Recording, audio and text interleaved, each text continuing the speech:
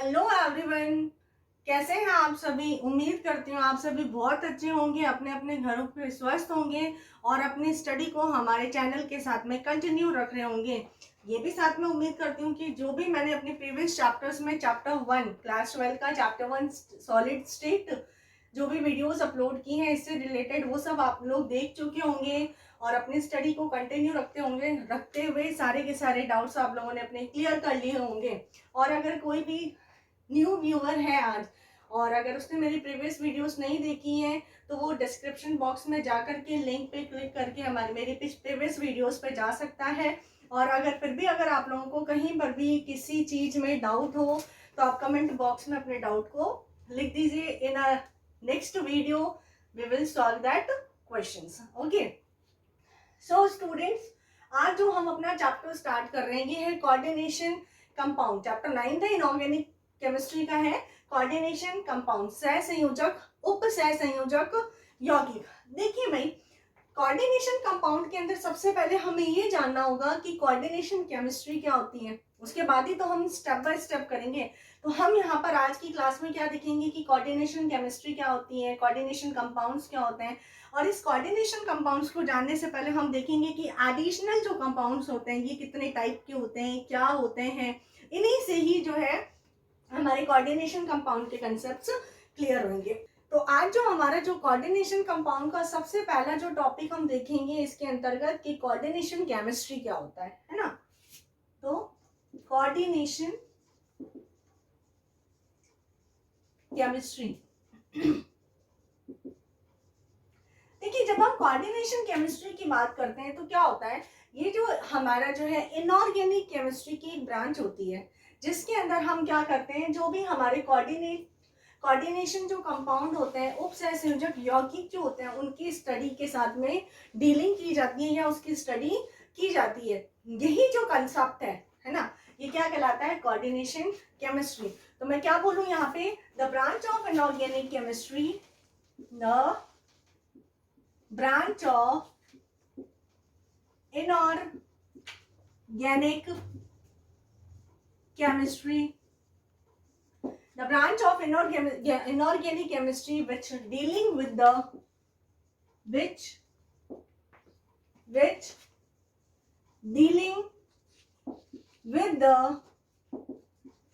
study of coordination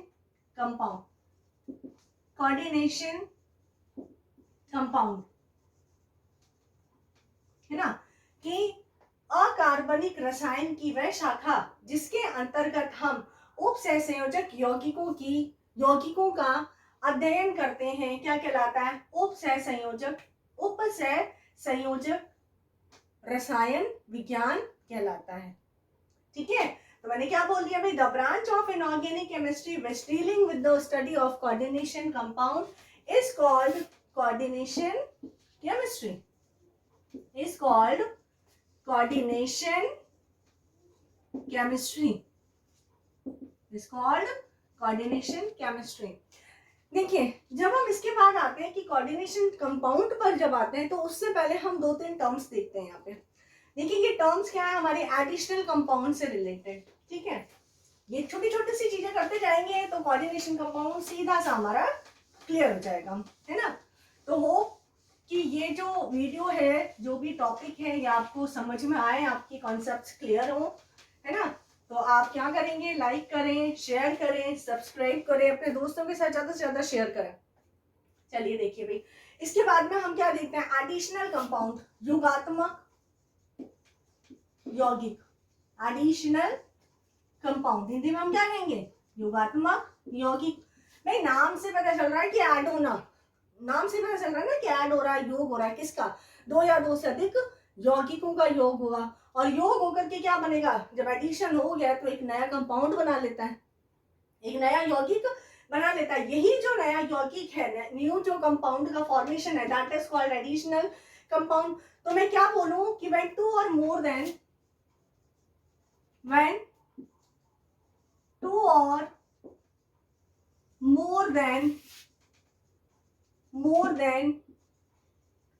2 when 2 or more than 2 stable compound, two stable compound combine together in a stoichiometric proportion, in a stoichiometric proportion, and forms a new compound,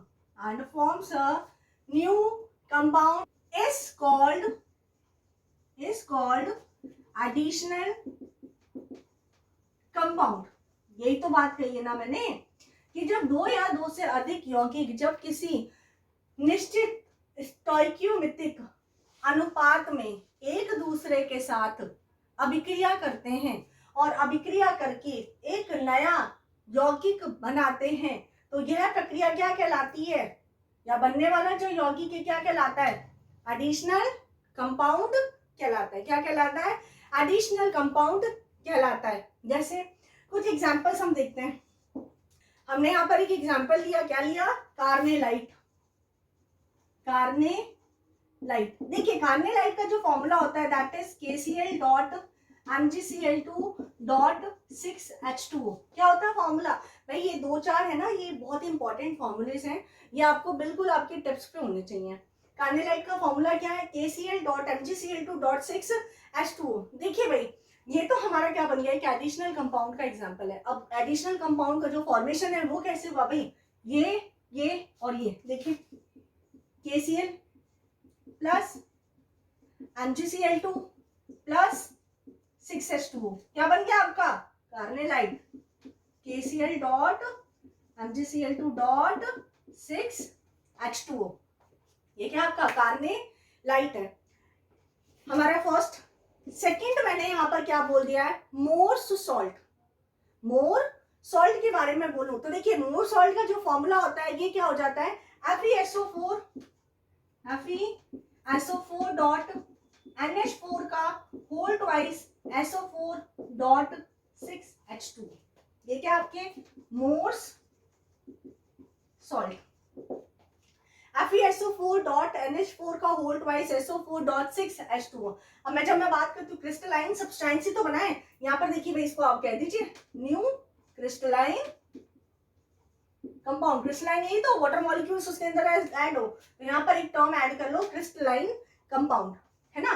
तो मैं इसको अगर मैं बोलूं तो ये addition किस का हुआ है, FeSO4 का हो गया, हुआ NH4 होल ट्वाइस SO4 का हुआ या नहीं हुआ, है ना, और किसका हो गया 6 मोल ऑफ वाटर का हो गया।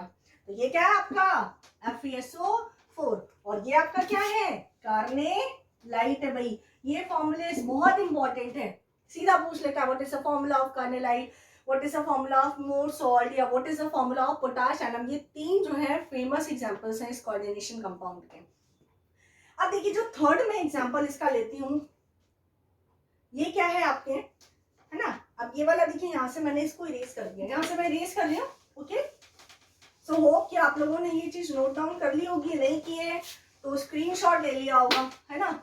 और ये भी जो है मैं आप लोगों से उम्मीद करती हूँ कि आप लोगों को ये चीज समझ में आ रही है। चीजें बहुत छोटी छोटी सी हैं, बहुत हम बेसिक चीजें ले रहे हैं और बेसिक से ही मैंने स्टार्ट किया है, ज्यादा बहुत हाई फाई नहीं लेकर के जा रही हूँ मैं इसको।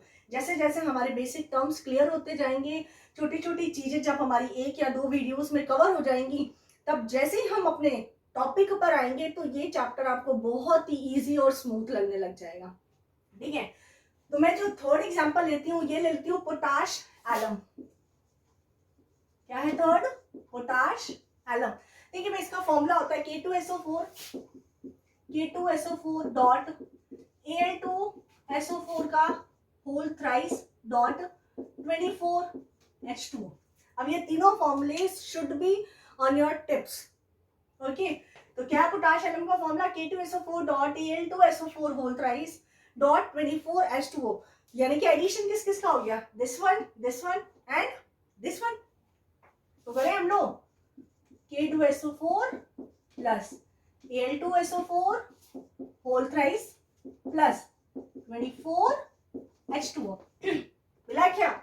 यही तो है क्रिस्टलाइन सब्सटेंस हमको जो मिल रहा है, that is potash alum K2SO4 Al2SO4 whole thrice dot 24H2O potash alum. तो ये तीनों जो फॉर्मूलेज हैं ये आपको बिल्कुल आपके टिप्स पे होने चाहिए। कौन कौन से भाई? कार्नेलाइट मोर सॉल्ट, कार्नेलाइट का फॉर्मूला अभी याद कर लो भाई, KCl.MgCl2.6H2O। भाई मोर वाले के अंदर भी क्या है? 6 है। तो आपको कैसे याद रखना है? मोर का जो पंख होता है उसके अंदर 6 पानी के मॉलिक्यूल्स हैं। सीधा भाई, मोर का जो पंख है वो क्या है? 6 पानी के मॉलिक्यूल्स है ना। तो मोर वाले में क्या हो गया? 6, और इसके अंदर भी कार्नेलाइट कार की तरह उड़ रहा है भाई, कार भी तो हम उड़ाते हैं, उसी तरीके से पंख भी क्या कर रहा है भाई, उसके उड़ने में काम में आ रहा है। तो ये क्या हो गया? 6 पानी के मॉलिक्यूल्स इसके अंदर हो गए, जबकि वहां पर क्या है भाई? 24H2O है। कार्नेलाइट क्या हो गया? KCl.MgCl2.6H2O। मोर्स में ग्रीन ग्रीन सा होता है आयरन, है ना। तो FeSO4 NH4 whole twice SO4.6H2O। Potash alum आलस कर रहा है, जब आलस कर रहा है तो एल्यूमिनियम उसके अंदर जरूर से आएगा, है ना। और K2SO4.Al2SO4 whole thrice dot 24H2O। तो होप आपको थोड़ा थोड़ा ये चीज जो है याद भी हो रहा है ना। तो ये हो गई हमारे एडिशनल कंपाउंड्स की बात। देखिए जब हम कोऑर्डिनेशन कंपाउंड पे आ रहे हैं तो इधर से स्टेप बाय स्टेप हम इन चीजों को देखते हैं। तो मैं इसको इरेज कर रही हूँ, सो राइट इट और टेक स्क्रीनशॉट। ओके, अब देखिए भाई ये जो हमारे एडिशनल जो कंपाउंड्स है ना, ये भी 2 टाइप के होते हैं। कितने टाइप के होते हैं भाई? 2 टाइप के होते हैं। कौन कौन से होते हैं? एक तो होता है आपके डबल सॉल्ट और एक होता है आपके कॉम्प्लेक्स सॉल्ट। तो मैंने क्या बोल दिया? Type of additional compound. मैंने इसको शॉर्ट में लिख दिया भाई, आप लोग कंप्लीट लिख लेना। टाइप्स ऑफ एडिशनल कंपाउंड, ठीक है। कितने टाइप्स के हैं? अभी मैंने बोला, अभी बोला मैंने कितने टाइप्स के? 2 टाइप्स के हैं। कौन कौन से भाई? Double salt, double salt Hindi में कहा जाता है इसको द्विक लवण। क्या कहा जाता है? द्विक लवण। और second one is complex salt. Second one is complex salt, संकुल लवण। क्या कहा जाता है? संकुल लवण। देखिए जो डबल सॉल्ट होते हैं ना, इनको और हम क्या कहते हैं? लैटिस कंपाउंड, जालक यौगिक। लैटिस कंपाउंड या जालक यौगिक। जबकि कॉम्प्लेक्स सॉल्ट को हम क्या कहते हैं? Coordination compound. इन्हीं को हम क्या कहते हैं? उपसंयोजक यौगिक कहते हैं। बात हो गई क्लियर आपकी? तो जो भी एडिशनल जो कंपाउंड होते हैं, 2 या 2 से अधिक जो यौगिक होते हैं, किसी स्टोइकियोमेट्रिक रेशो में मिलते हैं और रेशो में मिलकर के एक नया यौगिक बनाते हैं, यही क्या कहलाता है? एडिशनल कंपाउंड कहलाता है। और यही एडिशनल कंपाउंड फर्दर जो है 2 टाइप्स में डिवाइड किया गया है। ये 2 टाइप्स के होते हैं, ये double salt, complex salt. Double salt को और हम किस नाम से जानते हैं? लैटिस कंपाउंड या जालक यौगिक के नाम से भी जानते हैं। और संकुल जो लवण है, कॉम्प्लेक्स जो सॉल्ट होते हैं, इनको हम कोऑर्डिनेशन कंपाउंड या उपसंयोजक यौगिकों के नाम से भी जानते हैं। अब भाई बात आती है होती क्या चीजें हैं ये, है ना। उसके बाद ही तो हमारे कंसेप्ट आएंगे, क्लियर होंगे। तो जब मैं डबल सॉल्ट या लैटिस कंपाउंड या द्विक लवण जिसे कहते हैं उसकी बात करती हूँ, तो देखिए इसके अंदर क्या हो जाता है? ये एक टाइप का क्या है? एडिशनल कंपाउंड है या कोई मॉलिक्यूलर कंपाउंड है, जो कि क्या करता है? खुद की जो एग्जिस्टेंस होती है, जो आइडेंटिटी होती है, उसको जो सॉलिड स्टेट में तो बनाए रखता है, लेकिन ये क्या करता है? खुद की जो एग्जिस्टेंस है, खुद की जो पहचान है, ये सॉलिड स्टेट में तो बनाए रखता है, लेकिन अपनी मोल्टन स्टेट में, या मैं कह दूं सॉल्यूशन फेस में कह दूं, या कह दूं लिक्विड स्टेट के अंदर, है ना, उसके अंदर क्या हो जाती है? इसकी पहचान खो जाती है भाई, है ना। तो मैं क्या बोलूं? मॉलिक्यूलर और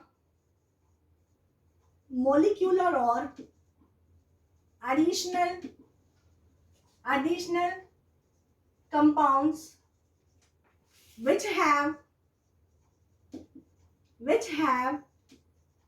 their identity in solid state, but lose their identity in liquid state और सॉल्यूशन फेज कह दूं, एक ही बात है, और सॉल्यूशन फेज। भाई ऐसे आणविक या योगात्मक यौगिक जो कि अपनी पहचान को ठोस अवस्था में तो बनाए रखते हैं, लेकिन अपनी गलित अवस्था में या विलयन की अवस्था में अपनी पहचान को खो देते हैं, ऐसे कंपाउंड्स क्या कहलाते हैं आपके? लैटिस कंपाउंड या डबल सॉल्ट कहलाते हैं। क्या कहलाते हैं ये? लैटिस कंपाउंड या डबल सॉल्ट कहलाते हैं। जैसे एग्जांपल्स बोल दूं मैं, मोर्स सॉल्ट। तो अभी अभी मैंने आपको बताया था कि मोर सॉल्ट का फॉर्मूला क्या होता है भाई? FeSO4.NH4 का होल ट्वाइस SO4.6H2O, यही तो बोला था, तो फॉर्मूला लिख देते हैं हम दोबारा से ताकि हमारी प्रैक्टिस होती रहेगी। FeSO4.NH4 का होल ट्वाइस SO4.6H2O, तो ये हो गया हमारा मोर्स सॉल्ट। ये क्या इसके एग्जांपल्स हैं भाई?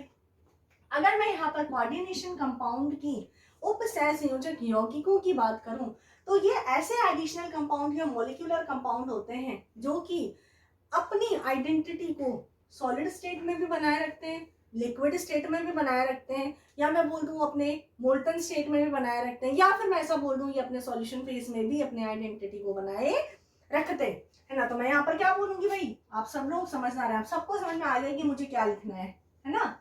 molecular or additional compounds which have their identity in solid state or in molten state, या फिर कह दूं मैं, क्या कह दूं? aqueous state, या फिर क्या कह दूं मैं? Solution phase. एक ही बात है ना, ये सारी की सारी टर्म्स क्या है? सेम ही तो है, किसी भी वे में आपसे पूछा जा सकता है।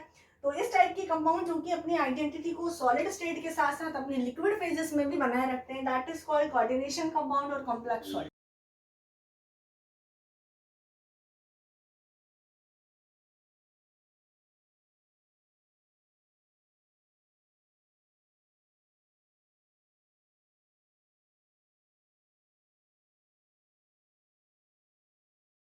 सो कोऑर्डिनेशन कंपाउंड क्या है भाई? जो कि अपनी आइडेंटिटी को जो है सॉलिड स्टेट के साथ साथ अपने मोल्टन स्टेट या लिक्विड स्टेट या सॉल्यूशन फेज में भी बनाए रखते हैं, और जो नहीं बना पाते हैं, केवल सॉलिड स्टेट में ही खुद की एग्जिस्टेंस को रिप्रेजेंट करें, दैट इज डबल सॉल्ट और lattice compound. That is double salt और लैटिस कंपाउंड। अगर मैं इसकी बात करती हूँ तो KCN और FeCN2, इसका मैं एग्जांपल देखूं, जैसे पोटेशियम साइनाइड है और FeCN होल ट्वाइस है, ये जब आपस में रिएक्शन करता है तो क्या बना देता है? देखिए भाई, K4FeCN whole 6, potassium hexacyanoferrate oxidation state हम निकालेंगे। अब ये नेमिंग मैंने कैसे दे दी? अब आप लोगों को ये होगा मैडम इसका नेम आपने ऐसे कैसे दे दिया?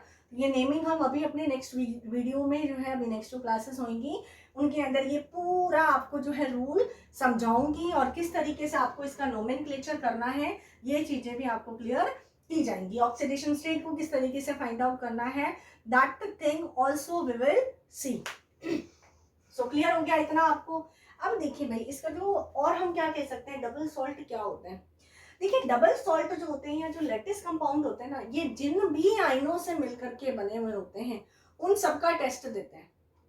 ये जिन भी आयनों से मिलकर के बने होते हैं ये उन सभी आयनों का टेस्ट देते हैं, जबकि जो कॉम्प्लेक्स जो सॉल्ट होते हैं या जो कोऑर्डिनेशन कंपाउंड्स होते हैं ना, जिन भी आयनों से मिलकर बने होते हैं, जरूरी नहीं है कि सबका दें, कुछ एक का देते हैं, और वो भी कुछ एक में भी किसका देंगे? जो आपका जो नया कंपाउंड बन रहा है ना उसका देते हैं, उसमें जो आयंस प्रेजेंट होते हैं उसका देते हैं। तो अगर मैं इसके अंदर बोलूं तो ये भाई किस किस का टेस्ट देगा भाई? आयरन का देगा, सल्फेट का देगा और अमोनियम का देगा। किसका देगा? इन सब का देगा। तो मैं क्या बोलूं? इट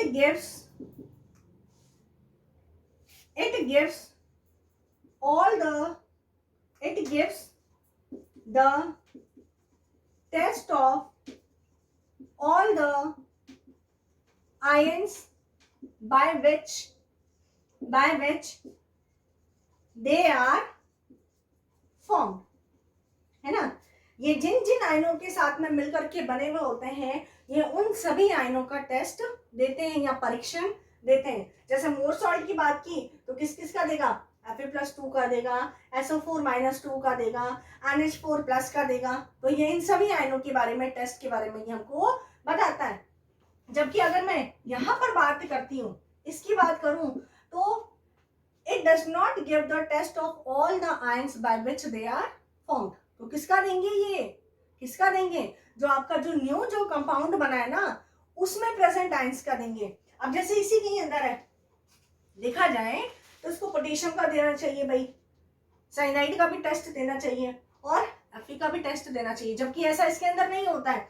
ये जब जो नया कंपाउंड बन रहा है ना, उस नए कंपाउंड में जो प्रेजेंट आयंस हैं, और उसका भी सबका नहीं देगा। जैसे इसके अंदर किस किस का देगा, ये Fe का देगा और Cn का देता है। किस किस का, Fe+2 और साइनाइड एंड Cn- का ही टेस्ट देता है। तो मैं इसके अंदर एक और पॉइंट क्या ऐड कर सकती हूँ, आपको नीचे ऐड करना भी, मेरे पास नीचे स्पेस नहीं है तो मैं सेकंड पॉइंट यहाँ पे लिख रही हूँ, आप लोग अपना नीचे सेकंड पॉइंट ऐड करेंगे। क्या लिखेंगे, it gives the test of new ions.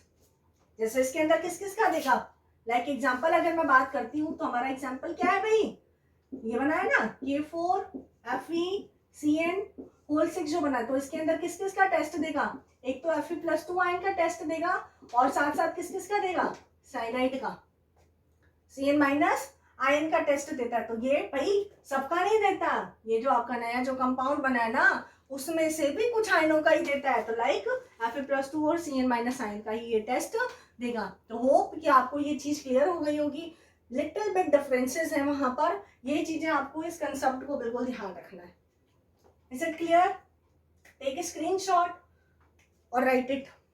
Okay, so I am going to erase it. Okay, आपको ये चीज क्लियर हो रही है?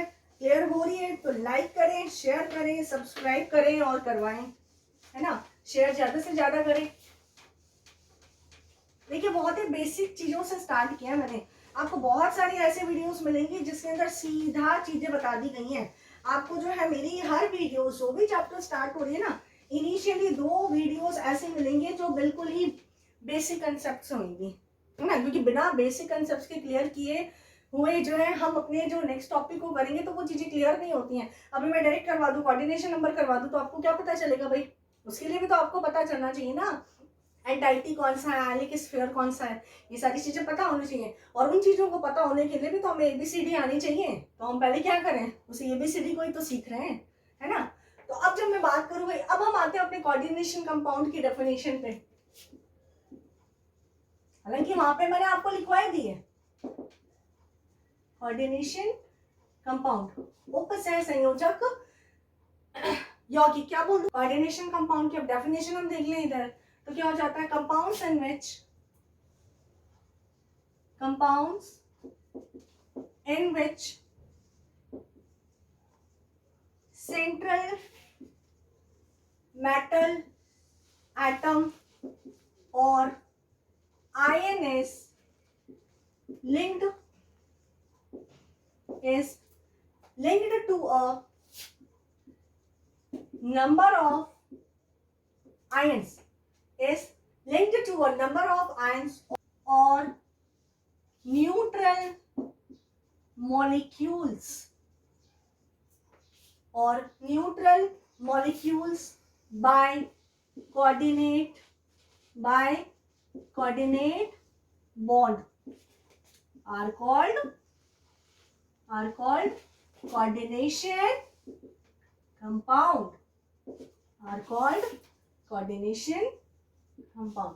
तो मैंने क्या कह दिया भाई, जिसके अंदर केंद्रीय धातु परमाणु या आयन जो है उपसह संयोजक बंध के द्वारा आयनों या उदासीन अणुओं के साथ में जुड़े होते हैं, उन्हें हम क्या कहते हैं भाई, उपसह संयोजक यौगिक कहते हैं। क्या कहते हैं हम उसको, उपसह संयोजक यौगिक कहते हैं। अब बात आती है जब हम यहाँ पर आए तो कैसे हम उसको रिप्रेजेंट करते हैं। तो सबसे पहले छोटी छोटी सी चीजें हैं उनको देखते हैं, ताकि हमें इसका क्लासिफिकेशन, नेमिंग, ऑक्सीडेशन स्टेट, ये सारी की सारी चीजें फाइंड आउट करनी आ जाए, है ना। छोटी छोटी सी चीजें हम देखते हैं इसके अंदर।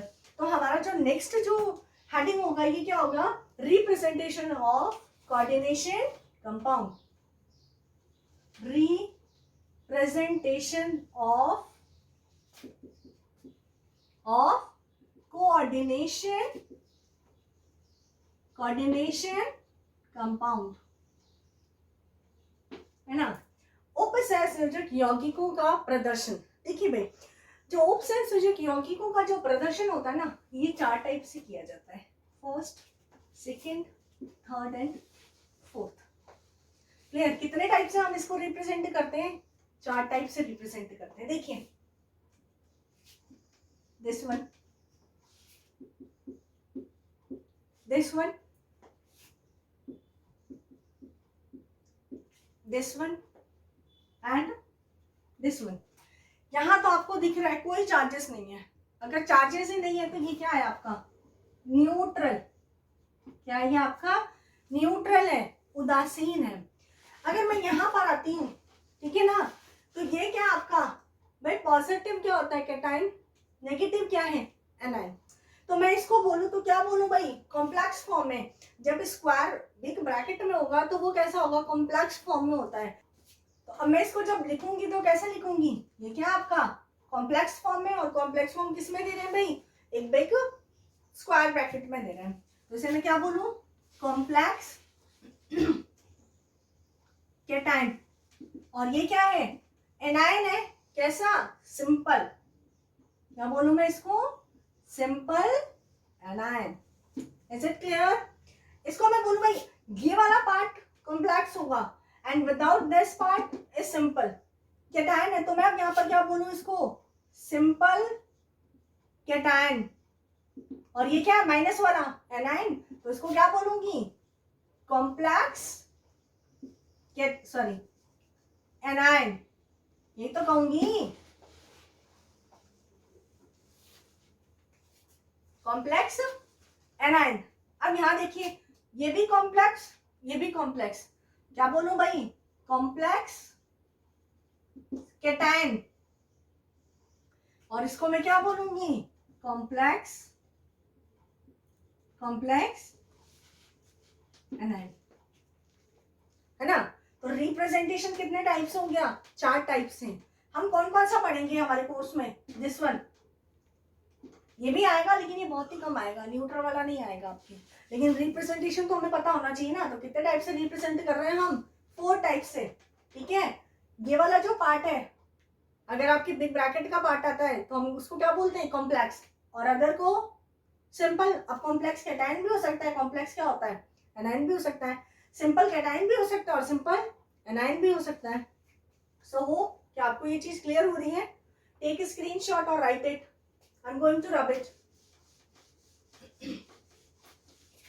अब देखिए भाई, इसके बाद में जो यही जो रिप्रेजेंटेशन है ना, 2 टाइप का, इनके जो अलग अलग नेमिंग से आपसे पूछे जाते हैं कि और भी हम इनको क्या क्या कहते हैं, है ना।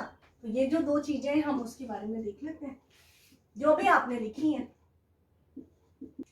और सेकंड वन क्या हो गया, फर्स्ट वन तो ये हो गया, सेकंड वन क्या हो गया भाई आपका, सिंपल कैटाइन और कॉम्प्लेक्स एनाइन। मैं बार बार नहीं लिख रही हूँ, already we have written it, है ना। तो इसको जो है, इसको क्या हम कहते हैं, हम इसको कोऑर्डिनेशन एंटाइटी। जो कॉम्प्लेक्स कैटाइन होता है इसे हम क्या कहते हैं, कोऑर्डिनेशन एंटाइटी। और ये क्या होता है भाई, जो सिंपल वाला पार्ट है ये है काउंटर आयन।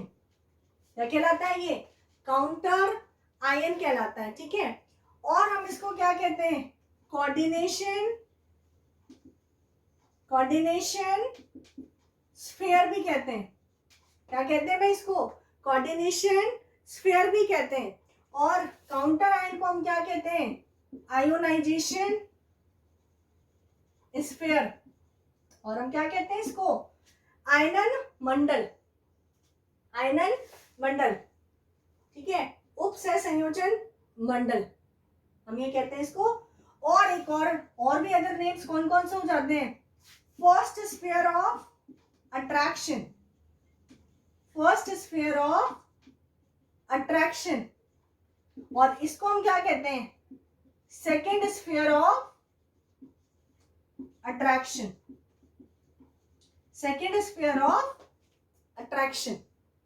ठीक है, अब देखिए जब मैं इसकी बात करती हूं, इसकी बात करूं तो ये क्या है भाई, चाहे सिंपल हो, चाहे सिंपल कैटायन हो, चाहे सिंपल एनायन हो, विदाउट ब्रैकेट होंगे तो वो काउंटर और आयनाइजेशन ही कहलाएंगे। तो इसे हम क्या कहेंगे भाई, चाहे कैटायन जो है कैटायन हो चाहे एनायन हो, अगर सिंपल फॉर्म में तो ये क्या कहलाएगा आपका, यही काउंटर आयन ही कहलाएगा, या फिर क्या कहलाएगा, आयोनाइजेशन, आयोनाइजेशन स्फीयर कहलाएगा। ठीक है ना, ये क्या कहलाएगा आपका, ये कोऑर्डिनेशन एंटाइटी और कोऑर्डिनेशन स्फीयर। बात भले ही आ रहा है, नाइन भले ही है, लेकिन है तो कॉम्प्लेक्स, तो हम इसे क्या कहेंगे, कोऑर्डिनेशन एंटाइटी, या फिर मैं क्या बोलूं, कोऑर्डिनेशन,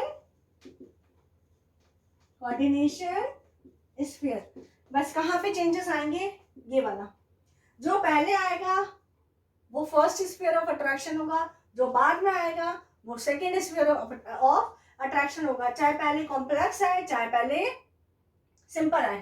तो मैं इसको क्या बोल दूं, फर्स्ट स्फीयर ऑफ अट्रैक्शन। ठीक है, और इसको मैं क्या कह दूंगी, second sphere of attraction, second sphere of attraction. Clear है एवरीवन? तो ये चीजें हमको ध्यान रखनी है, क्योंकि ये चीजें जब पता होंगी तो हमें नेमिंग में इजी होगा, है ना। सो नोट इट डाउन और टेक स्क्रीनशॉट।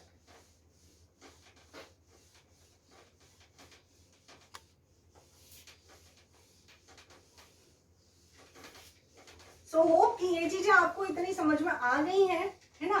तो आज की क्लास हम यहीं तक ही रखते हैं। ये जो भी चीजें हैं आप लोग इनको करिए, समझिए, सिंपल सिंपल सी टर्म्स हैं। अब इसके बाद में जो हमारी जो नेक्स्ट क्लास होगी तो हम इसके अंदर हम बताएंगे किस तरीके से कोऑर्डिनेशन नंबर को फाइंड आउट किया जाता है ना, कितने टाइप्स के लिगेंड्स होते हैं, इनकी डेफिनेशंस क्या हैं। तो ये चीजें सिंपल सिंपल सी हम देखेंगे हमारी नेक्स्ट क्लास के अंदर। ओके, तब तक आप अपना ख्याल रखिए, ओके, और खूब पढ़िए, हमारी वीडियो को वॉच करिए, अपनी स्टडी को कंटिन्यू रखिए। तो मिलते हैं हम हमारी नेक्स्ट वीडियो में। Keep watching and stay tuned with us. Thank you.